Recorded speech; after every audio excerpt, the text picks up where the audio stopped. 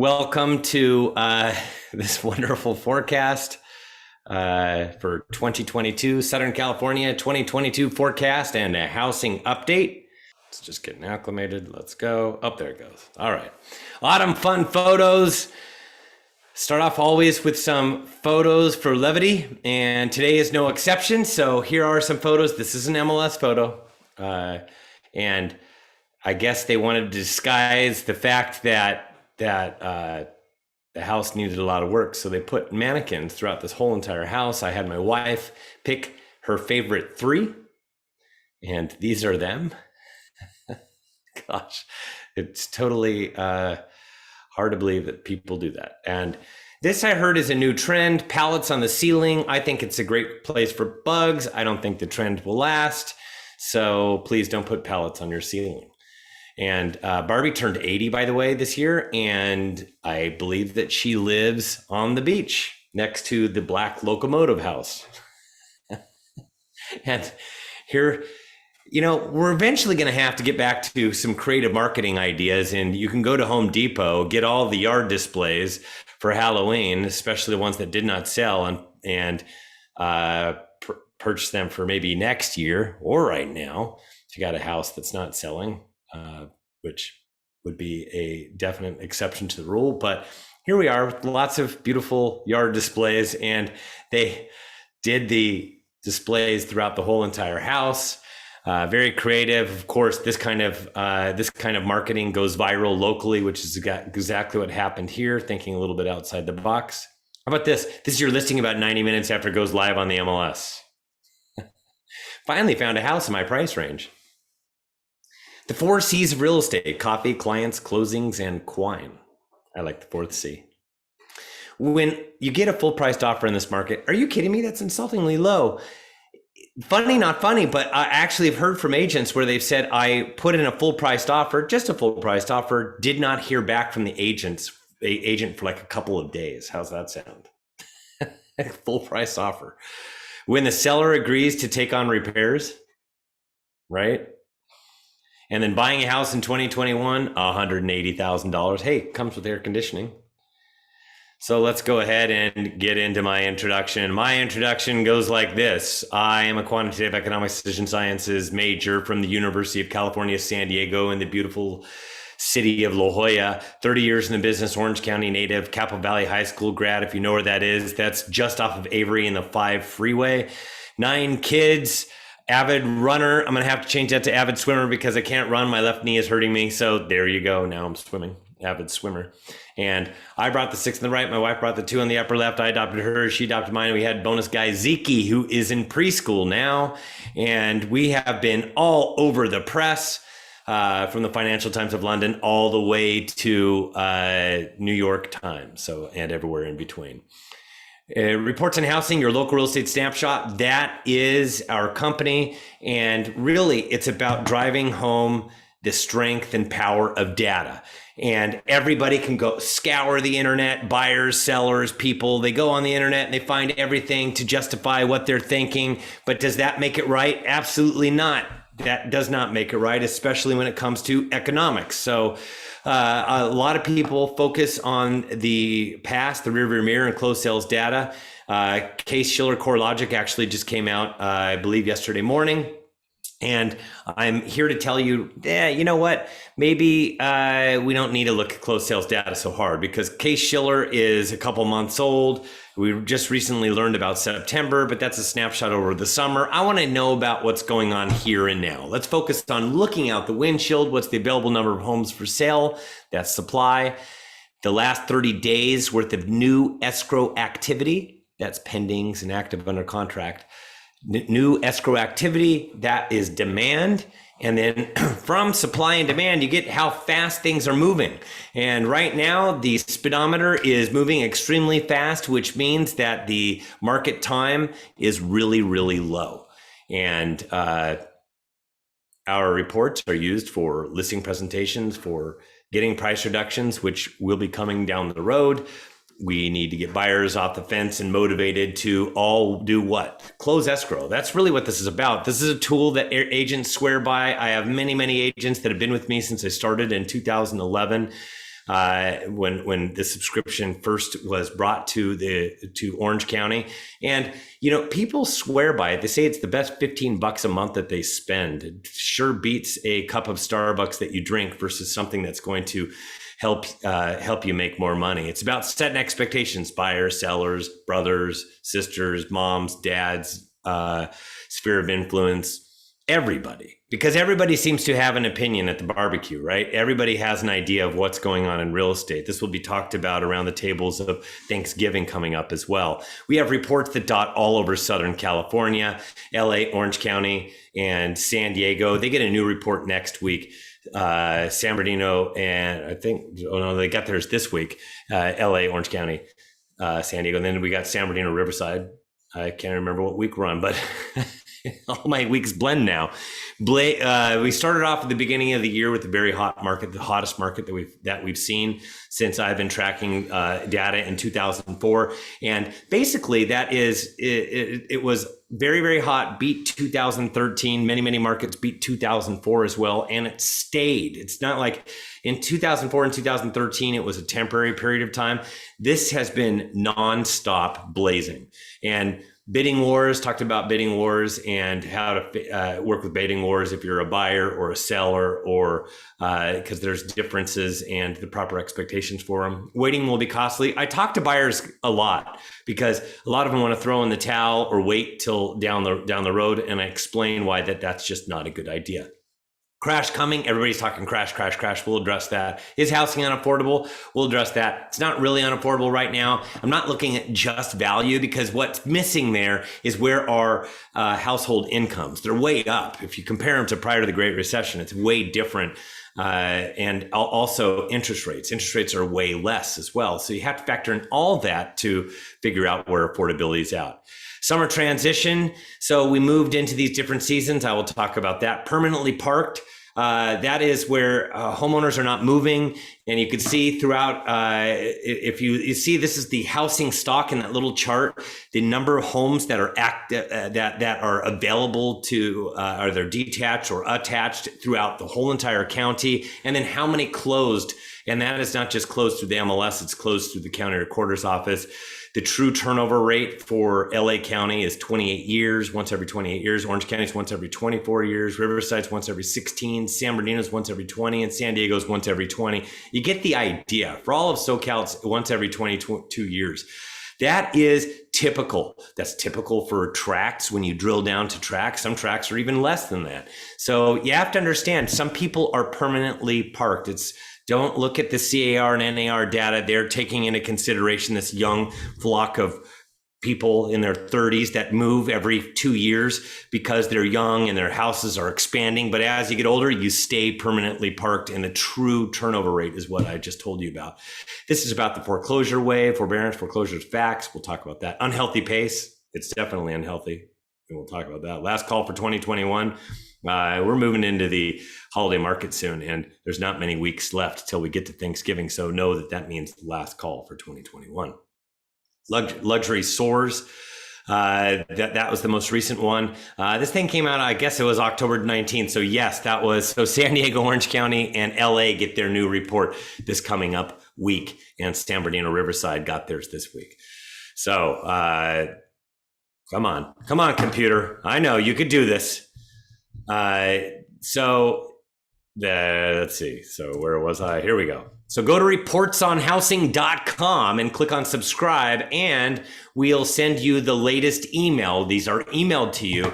There's a printable version. There's a copy, cut, edit, paste in Word. There's a lot of Excel spreadsheets for your nerdy people like myself, excerpts, social media, blogs, websites, infographics, social media posts, and a ton of charts that come out every 2 weeks. They're all the links at the bottom of the email that we send you. It comes out, like I said, every 2 weeks. It's $15 per month or $150 per year, and exceptionally cheap so that you think about it. You wonder, why in the world am I not subscribed? Especially going into a transitory market, which I think 2022 is going to be what I refer to as the transitory year. It's you get a month free if you sign up utilizing the coupon code 2022BABY. That's just for you guys, 2022BABY. So please go there to subscribe. So housing crash. Are we in a housing crash? Well, let me tell you first, I am Stephen Thomas. This embodies who I am. Quantitative economics, decision sciences major, and I absolutely love charts, crunching data, stats, all that good stuff. And that is my passion. Some people golf. I like to read all that I can about economics. I know it sounds boring to you, but very exciting to me. This is the cockpit of a jet airplane. I don't know how to climb into this, and there's too many instruments. I don't know what the heck I'm reading now, but this is my cockpit. My cockpit is full of data, charts, statistics, everything. It's not just supply and demand and a few other things. I look at everything. And unfortunately, too many people like to climb into my housing analyst cockpit and pretend they know what they're talking about. And oftentimes they have suits like myself. They were investors that got rich, and now they're talking about housing like as if they know what they're talking about. They do not have the credentials to back it up. It just feeds the social media misinformation that's out there. There's plenty out there. And unfortunately, these people are perma bears. They're always bearish. And I can show you how far back they've been bearish. Eventually they'll be right. But when you're a permanent bear, it's just, you can't really set expectations based upon that. So I'm please asking everybody to please ignore all of this stuff. And instead, if you have clients that are bringing up this stuff, throw them to my YouTube site, Reports on Housing on YouTube. And I have just a whole treasure box filled with videos with all different titles that they can pick whatever it is that they want to hear about and hear the truth. Home values are skyrocketing, and that is where all the fear lies. So this is what it looks like. This came out this week. This is Case-Shiller Core Logic. And as you see on the right-hand side, I just want to check somebody is, as you see on the right-hand side, where to subscribe, it's reportsonhousing.com, REPORTS on housing.com. So as you see on the right-hand side, we're skyrocketing, right? And it's nutty. It's been crazy for quite some time. And here it is. This is 2013 and 2012 and 2013. You see, we went way up, but we came down. And the reason why it didn't keep on going and screaming like it did this year is because we got a rise in interest rates. And because we got a rise in interest rates, 2013, it brought it back down to 5% appreciation, which is where we like it. Between 3 and 5% is very, very healthy. This 20% year over year appreciation is too rich for my blood. So on the right-hand side, this is where we are. We're spiking. And the reason it's spiking is because I thought earlier that we were going to get higher interest rates and it would come back down, but it did not. Instead, we got what we have right now, and that is just screaming high appreciation. Enough appreciation where the last time people did this was prior to the Great Recession, so they remember that and they think, oh no, prior to the Great Recession, that was awful. I remember what that felt like. That burn was horrible. Yet you can't compare this housing stock to that housing stock and anything in between. It just is, there's nothing that's adding up to this giant crash that is supposed to take place. So many buyers are worried about buying at the top of the market. And I'm here to tell you right now, based upon supply and demand, appreciation continues. So I don't understand what you're waiting for. And if you want to compare it to prior to the Great Recession, we had a credit bubble, and this is the MBA purchase index, and you could see right here that it was skyrocketing on the left-hand side, and that is where dogs and we had dogs purchase houses and dead people purchase houses. I'm writing myself a note. Yikes! Sorry about that. And goal, it went right into my trash can. Anyways, we had dogs and dead people purchase houses. Anybody could get, it was easy credit. Anybody could get a loan. Everything was ARM adjustable rate mortgages. And you could see it went through the roof, the number of purchase applications. So we were feeding a bubble back then. This is more of what the purchase application index looks like since 2014. It's been this methodical rise, and then it dipped at the start of the pandemic, really rose, and then came back down to trend. Trend is boring.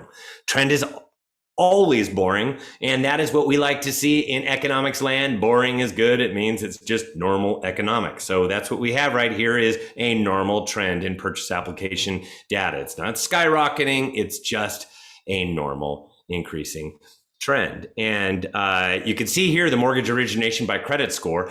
This is the for all those that you saw getting loans to buy houses. Well, this is what their credit scores look like. On the left, it's a mixed bag. You could see all credit scores all over the place.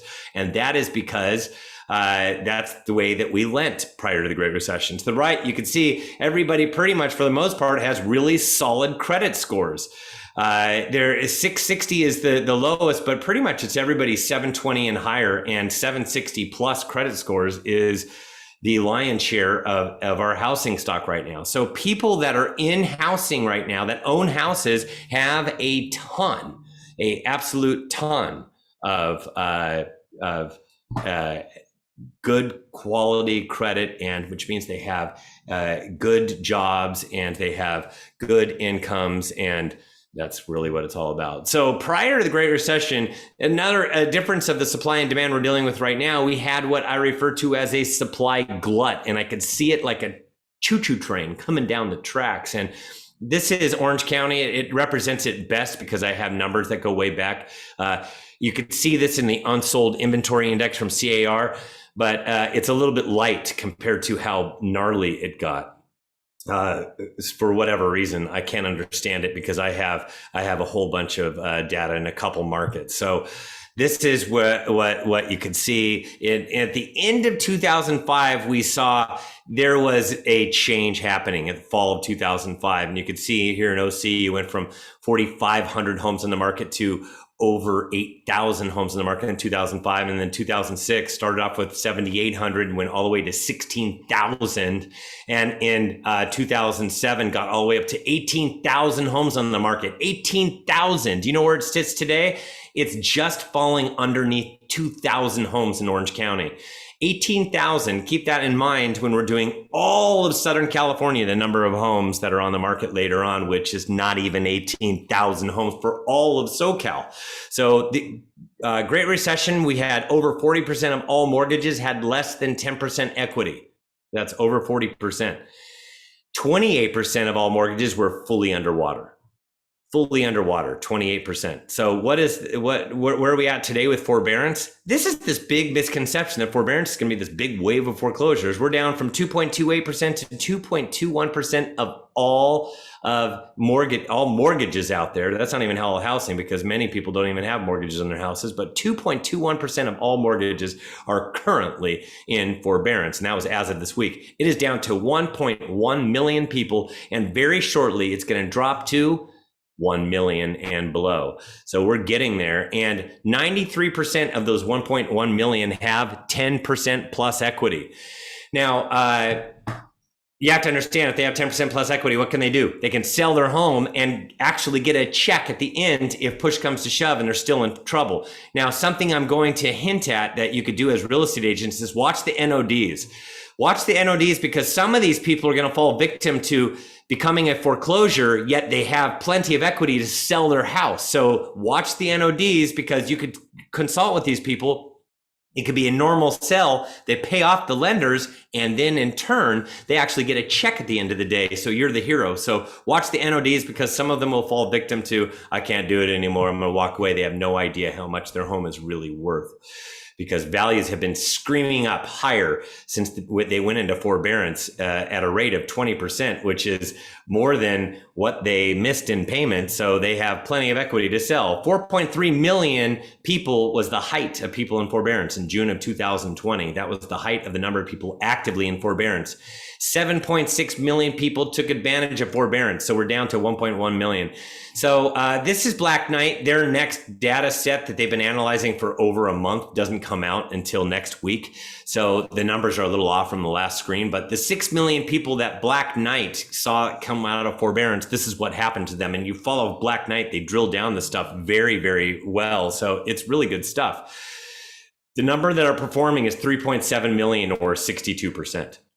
The number that paid off, that came out of forbearance, is 1.7 million, or 28%. That 90% either are performing or paid off. There's another 368,000, and this number has been growing. And I imagine on Monday, this number is going to be even larger because there are so many people that are coming out of forbearance all at once that the workout units are working out what they could do with it.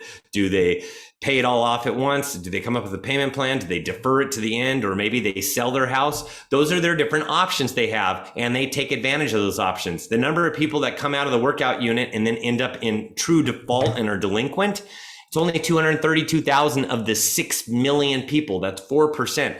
Tiny little fraction, which means that 232,000 is less than the number of foreclosures and short sales that we had prior to the pandemic even beginning. So what does that tell you? That tells you that we're sitting in a really good spot. There's not going to be any kind of a wave of foreclosures like so many people are anticipating. There's not going to be a bubble. There's not going to be a crash. I just don't see it in any of the numbers. The housing stock is too solid. And people aren't going to all of a sudden give away the farm. They did before because they had no equity and they had to go the short sale route. We don't have that problem. We don't have people in negative equity. If, only 1 million people are actively in forbearance, only 93% are exposed to becoming a short sale. That's a tiny little number versus 28% of everybody during the Great Recession that had a mortgage. That's more than 1 out of every 4. So this right now currently is just unhealthy. It's just not what I like to see in economics land. It's just too unhealthy. So it's kind of like Super Bowl eating every single day. We can't continue to do it. We're going to gain way too much weight, and it's just not good. And by the way, I will get to the Q&A and chat at the very, very end. I'm just going to roll through this because it's too disruptive for me to go, and I'm flowing right now, and I want you to help you guys along, and then we'll answer the questions that you have. So put them in the Q&A or chat. I really don't care, and I'll take a look at them. So where are interest rates headed? That is the big question. Well, as of last Thursday, and I assume this is going to continue to rise slowly. It's been rising lately. Yes, but I want to keep this in mind. From when we started COVID-19 to January this year, we hit 17 record lows. The 17th was the first week of January at 2.65%.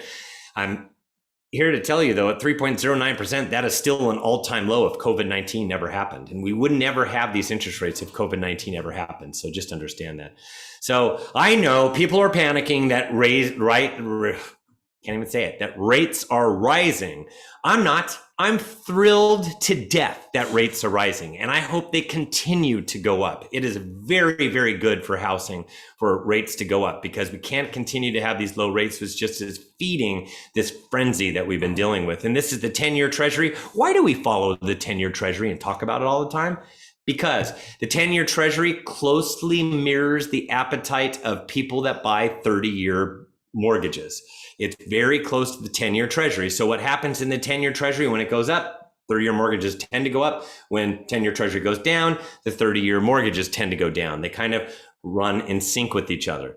So this is why I was excited at the beginning of this year. From August to March, we actually went all the way up from below 1% to 1.71% and had interest rates rise all the way to 3.18%. It was the highest interest rate since the pandemic. That was in March. And I was excited. I even talked about if this continues, this is good for housing. It will slow things down enough where we can have a normal market. But no, that didn't happen because after March, interest rates just dropped like a rock below 3%. They stayed below 3% an extremely long period of time. And it wasn't until the middle of August where we started to get this rise in 10-year Treasury and rise in interest rates. And most recently where it rose above 3% this month. So that is where we're seeing this rise. The 10-year Treasury has been rising and I couldn't be more excited. I'll explain later, but Fed tapering, I'm going to blow this up for you. Somebody has to read the fine print and bring it to you. When everybody talks about taper, yikes, rates are going to go up. Let me tell you what really happens. They talk about this and what it's already priced into where the 10-year Treasury is at right now. And most likely what typically happens the last time the 10-year Treasury, actually when tapering began, when it really began, at first when they announced it, everybody went bananas and the 10-year Treasury rose. But then as they started to implement this quantitative easing, this tapering, or quantitative tightening is what they called it, tapering. They actually 10-year Treasury and 30-year mortgages actually dropped. So, but I want to show you this. This is interesting. So $100 billion total is what they are right now buying at mortgage-backed securities. Those are all the mortgages we put together that the government will guarantee it. They put their stamp, not jumbo, everything below jumbo pretty much. So $100 billion that they're buying on a monthly basis. What they're really doing is they're talking about this $40 billion. $40 billion is what they do new, brand new. They're doing $40 billion. So when they're talking tapering, they're saying bringing this 40 down to zero. What they're not telling you in the fine print, which is right here, is that they're really buying $100 billion. So there's another $60 billion that they're purchasing on a monthly basis. Why are they purchasing this $60 billion? Because people are refinancing their loans that the Federal Reserve already has on their balance sheets, or they're paying off, they're refinancing, or they're selling their house and paying off their loan. And as a result, that's to a tune of $60 billion. So they've had a lot of refinance and purchase activity where they have to reinvest it. So they're just reinvesting that $60 billion. So they're still playing in the mortgage-backed securities market. So when they're talking about tapering, they're only talking about bringing that 40 down to zero, but they'll continue to do the 60. So it's not going to be instantaneous. There's not going to be really any giant effect in interest rate. So interest rates, though, are rising. And what makes interest rates rise? COVID news, good COVID news, positive COVID news, jobs reports, good jobs reports, stimulus packages, infrastructure. All this juices the economy. Inflation, that too, the interest rates rise because they need to slow down the economy when we have too much inflation. So those are the things we watch. We know that inflation last week came out at 5.4%, too high for what everybody likes. They like to see it right around 2%. You could see prior to that, we've been hovering around that 2%. And this is not, and then they pull out core and it goes down a little bit lower, but still we're double where we need to be. And so they talk about transitory. So yes, a lot of this is transitory. If we did not have the pandemic, we wouldn't have all these problems that we have right now. And so what they say by transitory means it's temporary. We're temporarily going to have these problems. It doesn't mean that if the prices will go up and then they'll come down. It means that probably we go up and then they ease and they come down, but they don't come all the way down to where they were before. So that's that temporary transitory inflation they're talking about. I kind of believe it to some degree, but there's another aspect of it that I think is an issue that we are going to have to continue to be mindful of and watch. Everybody's talking about the supply chain problem. That, of course, will solve itself down the road, but it is a real issue right now. It's not just cruise ships. It's the whole entire system. The chain is broken, like on a bicycle. And we saw it in lumber. It went way up, it came down, but they're still having some lumber issues with transportation, all that stuff. So we're seeing lumber rise a little bit, but not to the heights they did before. They've kind of been able to replenish their inventories.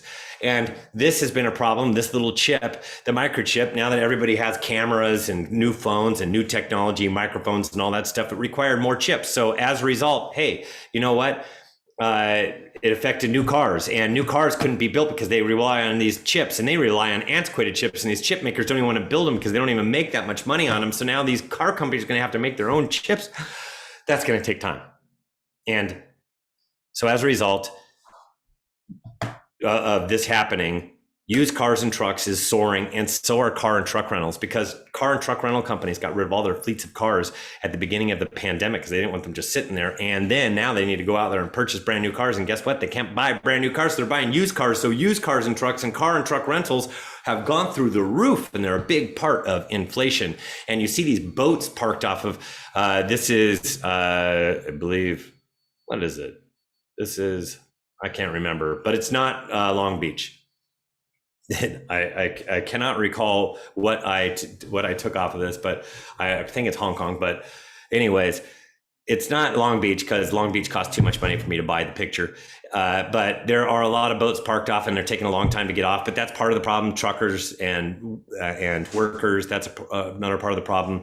Everybody's talking about how there's going to be a problem finding stuff for the holidays. As a result, there are lots of people. A lot of these companies have been ordering from here, and then they haven't been getting their products. They've been ordering from here, and as a result, after the holidays, they're going to be sitting on a lot of inventories when it finally ends up in their stores. So I think that that's going to ease these inflation fears down the road. But some of it, like I said, will be sticky, that it won't come all the way down to where it was before. What am I watching very carefully? It's jobs. Jobs is a real issue. This was as of July. Now it's 5 million people that are missing from their jobs from the start of the pandemic in February of 2020 to today. We're still missing 5 million people, but we'll get those all back by this time next year. Here's my issue. We have way too many job openings. We have a ton of job openings. It's over 10 million job openings across the board, and it's spiked. And there are right now the number of job seekers looking for jobs, all the unemployed and all the people that quit, which we had the most people quit ever last month. The number of job seekers is, and there's actually 0.8 job seekers for every job opening. If there was one seeker for every job opening, that would be great. If there was two seekers for every job opening, that would mean that, you're having a hard time finding a job. But this is really shows you that there are more job openings than there are people looking. However, a lot of this stuff is entry level and at the bottom where people were most affected when we started this pandemic. I still think that this is a problem with inflation. It's increasing the pressure because ultimately, people are going to, owners are going to have to pay their workers more in order to, incite people to work for them. And, as a result, with wages going up, they're going to have to, in turn, what are they going to do now that their expenses are up? They're going to have to charge more, which is inflation. So I'm watching that very carefully. We'll see where it goes. But the best hedge against inflation, when everybody talks about inflation, is what? Real estate. Just tell them real estate is the kingpin of hedge against inflation. So purchase real estate and be happy that you did. And there's real reasons behind this, because yes, we can get higher interest rates, but when interest rates float back down towards 3%, which they will eventually, they come back down towards 3%, and yet everything went up in value, all cost of goods, including wages. They can now afford more house, and then when interest rates come back down, it will be the next bonanza in real estate. So know that that's what happens down the road. So where are interest rates headed? And I haven't updated this slide. I'm updating it here because interest rates went higher than where I was expecting for the very, very end of the year, which is good news. Now I changed this from 2.75 to 3.5, and now I have it to 3% to 3.75%. We can come back down to 3% if there is an issue that happens, something happens negatively in the works that we can't really see down the road. And this is next year. That will still be an insane seller's market at 3%. But no, as you go towards 3.75%, that is just a regular seller's market. So speaking of seller's market, how is that housing market? Well, it's absolutely insane. Just insane. It is supply and demand. We had that supply glut prior to the Great Recession, and now we have an inventory crisis, a supply crisis. And so people talk about these economic cycles and when we're due and all that stuff for a correction. That just drives me batty. Know that that doesn't exist. People say it happens once every 10 years that the housing corrects. When they say that out loud, please ask them, where did they get their data? They'll say that they just heard it. From who? Because I am a housing analyst and I don't even know where this exists. There is no such thing as every 10 years that the market turns. I have looked and looked at charts, and I know that that's just not the case. Instead, we have a seasonality to real estate. This is the only cycle that we see, and it happens every year. Spring is the best, then summer, then autumn, then the holidays, and then winter. And we're right now in autumn. The autumn market is where inventory and demand slowly drop. It peaks inventory right around the end of summer, and demand actually peaks all the way back in May. And then we come down during the fall. And why? Because families don't want to move once their kids go back to school, for the most part. Still, people do out there. We do still plenty of transactions, but it softens because that's not when families like to do it. Especially this year, we're no longer virtual. We are back to school. So both supply and demand drop. And then we're going to get into the holiday market, which starts after the second week in November. And then we get into the holiday market. It's 1 week prior to Thanksgiving, and it happens every year. That's where inventory and demand both plunge at the same rate. So what does the Southern California housing supply look like? Well, this is what it looks like. It's just hideous. There's just not enough homes on the market. You can see, you draw a line across. The only time that we were less than where we are today was earlier this year, and we are going down further. So know that the Southern California demand is going to, or this inventory is going to drop from here. But this is where we're at right now on October 14th. Excuse me, 19,345. It's down 1% or down 172 homes. Last year we were at 26,002. That is 34% higher than where we are today. And know that last year that was a record low. And this year it's even lower than that.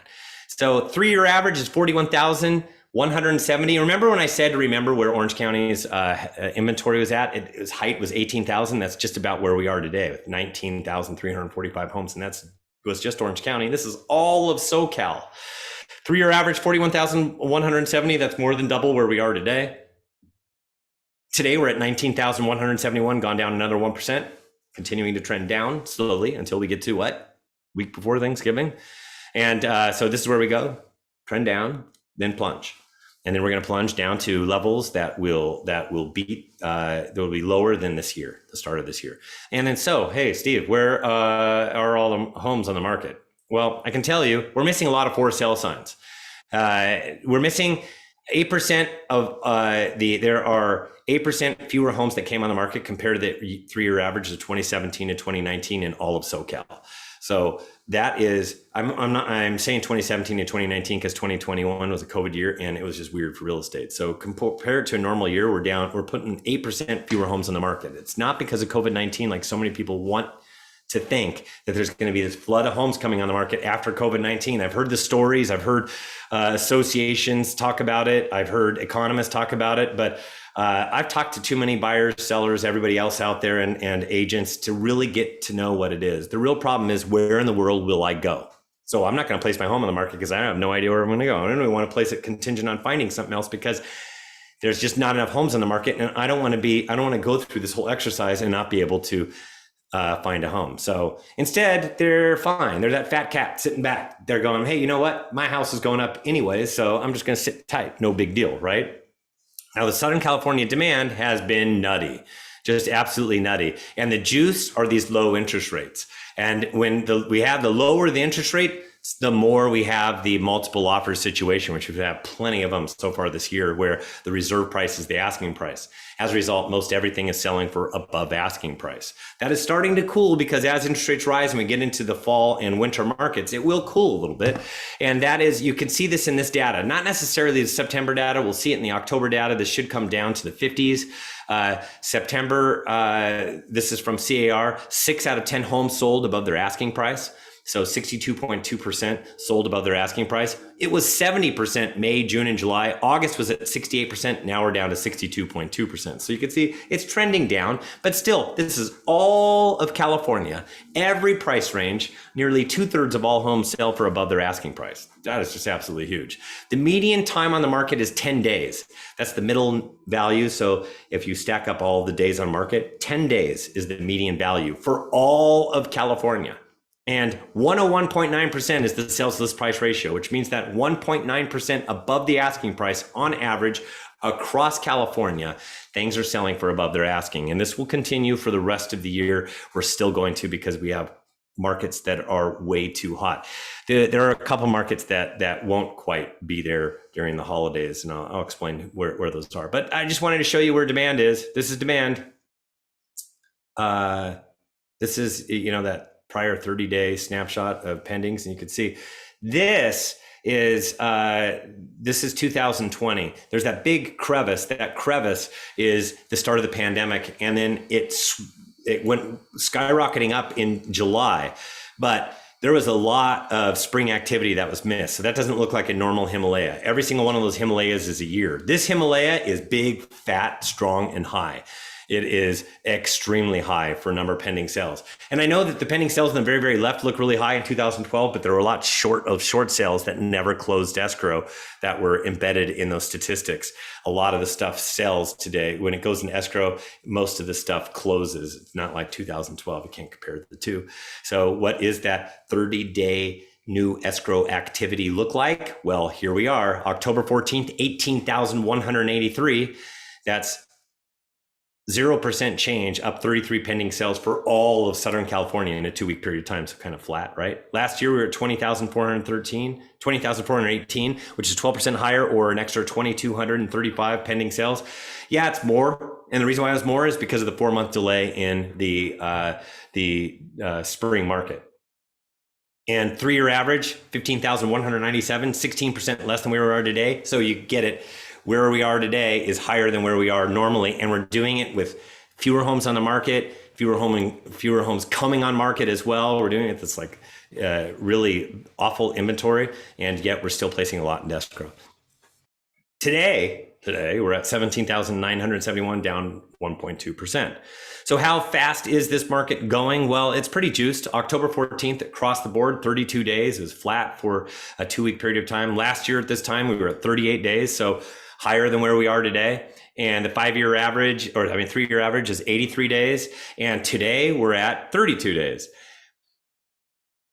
Same as 2 weeks ago. So it hasn't really changed much. It's kind of flatlined.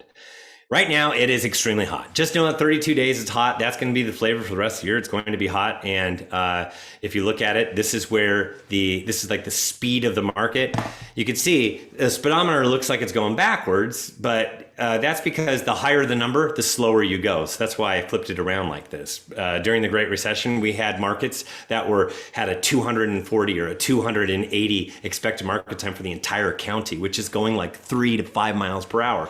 Today, we're right here, stuck at that 32 days. And if you see this is where are we going from here? It's going to be flat for the rest of the year. So all those people that are expecting a deal at the end of the year, it's not going to happen. The flavor of today is the flavor at the end of the year. It's just going to be hot for the rest of the year. I know. And anything below 40 days is extremely hot and insane. And that is where the whole entire market is performing. Now, Los Angeles is at 39 days right now. And that is flat from the prior week. Orange County is at 25 days, a little rise from the prior week. That was from 2 weeks ago to last week. I'm doing this week by week just to see what it looks like. Riverside's at 31 days, up a day in a week period of time. San Bernardino's at 32 days, down a day. San Diego's at 25 days, equivalent to Orange County, the two hottest counties, Orange and San Diego. And just know that when it's lower that number, that means that we're still dealing with multiple offers, especially in anything below luxury. And that's what's happening in Orange and San Diego County. And in San Bernardino, Riverside, they've actually heated up quite a bit. Los Angeles, right at 40 days. It means there's some markets there where don't have as much activity. It's been higher the whole entire time since since the start of the pandemic. LA has been the slowest of the 5 counties. And home values are continuing to rise. They will continue as long as we have this mismatch below 40 days, extremely hot market. I really don't see an end to this. If I did and I saw cracks and things like that, you know who's going to talk about it first? Me. Because I know that people will want my housing report, but I'm not going to lie about it. I'm not going to purposefully, intentionally say that the market's great or market's bad. I'm going to tell you like it is. This market is what it is right now, and I do not see an end to this anytime soon. Interest rates will slow things down. That's something I see, but that's not a crash. When will markets slow? I kind of talked about it, and that's with interest rates rising. So we had this happen in 2013, that's the green line, and 2018, that's the red line. The dotted lines are what happened in interest rates, and you could see that in 2013, we had interest rates that started off at 3.25%, made their way all the way up to 4.5%. What that did is it created a lot more homes that came on the market, and buyers weren't as interested, so they languished on the market.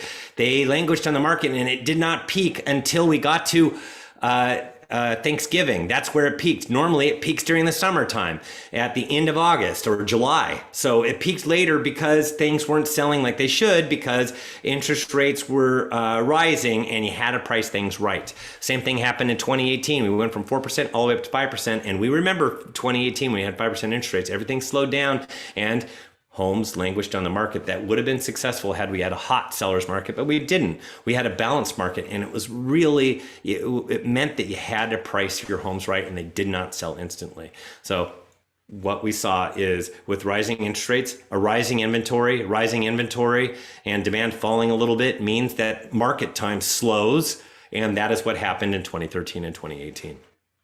The real thing that I wanted to bring up is affordability, and affordability looks like this. There's this mortgage rate sensitivity that we all have now. We no longer can stomach 1990 rates at 10% or 8% rates at the year 2000 or 6.35% just prior to the Great Recession. Those are all too high. We can't stomach 5% interest rates. We saw that in 2018. Now, I was saying earlier this year that it's 4%, but I was hoping that interest rates would rise, but they didn't. They rose too quick. They're rising now in the fourth quarter of 2021. Too late. So as a result, 4% was that threshold of pain that I felt. I now believe, based upon all my math, that 3.75% is the new threshold of pain. So that means that once we rise up to 3.75%, it's going to slow things down quite a bit. Now, my argument is, good thing we're getting higher interest rates right now, because it will maybe slow things down a bit for how much appreciation we get at the beginning of the year, but really it's a supply and demand issue.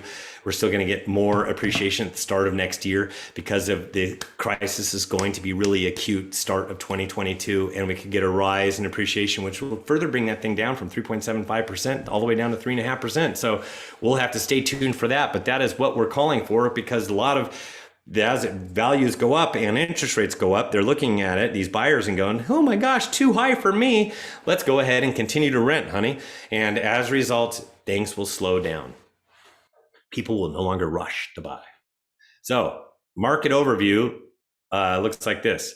There's a demographic patch of first-time home buyers that are 32-year-olds, that are millennials, that people weren't supposed to buy, these millennials, because they were strapped with student debt. That's just not the case. Not happening. It's just not happening the way that people thought. So 32-year-olds are purchasing like nobody else's business. It started last year. This year was the second year. It goes on for 5 years. Next year is even higher. And this is the strongest demographic patch of 32-year-olds ever coming right now. And that's what we're dealing with right now, this strong demographic patch, which just adds fuel to the demand side of the equation. Rents are rising, and it was this delay. So at first they didn't rise, but now they're rising like at an incredible rate, and they're going to start to trying to keep up with how much values have come up. And as a result, their rents are spiking. And part of this problem are the millennials. They're no longer living with their mom and dad, living with a whole bunch of roommates. They're doing what we do as humans. They're getting married and having babies and wanting to live in houses with their significant other. That creates a rush on both rents as well as resale. And part of the problem, our silver tsunami that was supposed to happen, is not happening. 93% of all seniors want to age where they are right now. 93%. That's it. So for all those people that think that there's just going to be all these people that are going to sell, it's not going to happen. They're just going to sell one by one as they get older and go off to heaven. So that's on the right-hand side. So the 2022 forecast looks like this. All right. So I don't quite know what's right around the corner, but I don't know. Last year it went to the left. This year it goes to the right. I still don't know what's around the corner, so I'm going to slow down a little bit. My 2022 concerns are uncertainty. She's always on my slide because I'm not certain about any kind of pandemic or anything like that. Remember that? Remember at the beginning of 2020, we thought everything was going to be great, and then we hit pandemic. Did anybody see that coming? How about COVID-19 variants? As long as we have more variants in the system and we have more COVID in the system, it's going to keep a lid on interest rates, and that's my problem. You guys know rates remain low is a problem of mine. I want rates to go up. That's why COVID is starting to go away a little bit. Not totally gone, but it's going the right direction. So we're getting that rise in the 10-year Treasury. As well as the inflation is causing that rise as well. So, and the economy is doing well. Washington, D.C., that's been a concern of mine forever since I've been in housing economics land. Wages rise too fast. I told you this could be something to watch because this could cause a real kind of inflation, not this temporary inflation. Buyer fatigue. I like to write reports to address their fatigue so they can get back in the center ring. I did a report on that. Values rise too fast. You guys know I'm no longer for that. Unrealistic sellers. So next year, I think we're going to slow down a bit. And my concern is there's going to be a lot of unrealistic sellers. So I'm going to have to write a lot of reports telling these people that, you know what, it's all about price. Sorry. It's no longer 2020 and 2021. It's 2022. And that's the way that I see the second half of 2022. And this is what happens 2022. I did not have the opportunity to update this for SoCal. This was OC because of my glitches, but I will tell you what it is for SoCal. That this is for all of SoCal. If there's any discrepancies, there will be in the inventory stuff. But distress rises slightly, no wave. And we will like triple in numbers, but that's because we're going to go from nothing to triple, which will bring us to like 2017 levels. And if you remember, if you were looking for a foreclosure or a short sale in 2017, good luck. Normal housing seasons with slightly less activity than 2021. So spring, summer, autumn, holidays, winter, the normal seasons, right? First half will be hot due to limited inventory. The second half, we are going to downshift a little bit. It'll be a little bit slower the second half. And then record low inventory to start the year. In Orange County, it's going to be all the way down at 1,800. But for all of Southern California, we're dipping below 18,000 homes on the market. So rise in inventory eclipsing 4,000 homes. This was just Orange County. So right now, we're having a hard time getting above like 22,000. I think we can rise all the way up to 25 or 30,000, still not enough. Long-term averages are higher for all of Southern California. Demand, recent pending sales, down slightly year over year. So demand will, and so will activity, you know that. And appreciation between 8 and 10%. Luxury continues to soar, but slightly muted compared to 2021. As the year progresses, this thing is going to slow down a little bit more for luxury. Continued increase in domino transactions, because a lot of them are sitting idle. They're now going to come to market a little bit. And closed sales down 3 to 6%. So a little bit less on the closed sales front. Buyers motivated by low rates, but not as willing to stretch, especially as values get so high and interest rates start to rise. They're definitely not going to want to stretch at all. And this is the one that I changed. As of yesterday, I didn't have a chance to change it for this, but interest rates will be between 3 and 3.75%. And I have the right to change this thing because this is 2022 forecast. This thing is, we're not yet to 2022 and there's already some moving parts that are happening right now. So, and I do that range between 3 and 3.75% because we see that interest rates float and we need to know where they're going to float to. Well, they're going to float to as high as 3 and 3.75% by the end of the year, and that will slow things down appreciatively. I think that's right. Go to reportsonhousing.com, click on subscribe, and $15 per month or $150 per year. Use the coupon code 2022 baby for a free month. And oops, that's the wrong one. Every Friday at 3 p.m. I do a housing debrief. This week will be no exception. 3 p.m. Reports on Housing, both on Facebook and YouTube.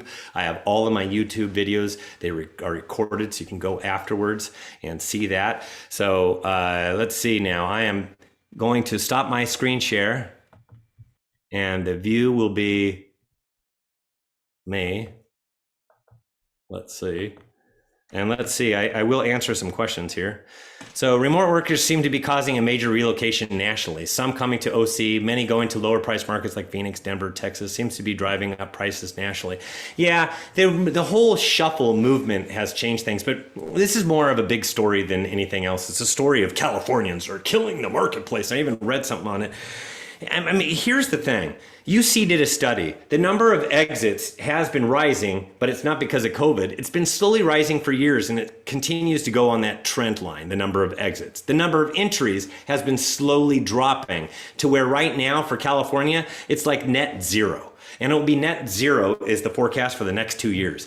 So at the end of the day, know that we're being fooled. We feel like everybody's leaving California because the papers talk about it and social media talks about it. You know, when somebody moves to Austin, Texas, or to Nashville, Tennessee, or Boise, Idaho, or to South Carolina, or Montana, or any of these other places that everybody's moving off to. They're moving, you were friends with them, they're gone, you're going, oh my gosh, they moved. That's unbelievable. And you don't see anybody coming. So the impression is everybody's leaving. The problem with that idea is that all the people that are coming to California, you're not friends with them yet. They are leaving their friends behind saying, goodbye, I'm off to California. And they're getting it over there. So we're not friends with them yet. So the impression is everybody's leaving, but yet it really hasn't changed much. Just social media is making more of a distraction out of this than it really is. Let's go into the chat. And Yes, you bet. What to subscribe, please? That is reportsonhousing.com, reports on housing.com. And go there to subscribe, all the different things. And you can also utilize, 2022 baby, all one word. You don't have to worry about uppercase or lowercase, and you get a free month. Even if you sign up for a year, you get 13 months versus 12 months. So let's see. Great job, Stephen. That was amazing. That was a good. That's it. I don't have any more questions. So I hope everybody. Oops. Do I have one? I see another one in the Q&A. Do I have one? I answered it right. Yes, I did. So I answered it live. Done. I see. I have no more. I want to wish everybody a fantastic rest of their day. Enjoy your Wednesday in this goofy fall weather where it's supposed to get to 80 degrees and then drop down to 50 degrees later on tonight. So goofy weather. It's called fall. Have a great day, everybody. Appreciate it. Thank you much.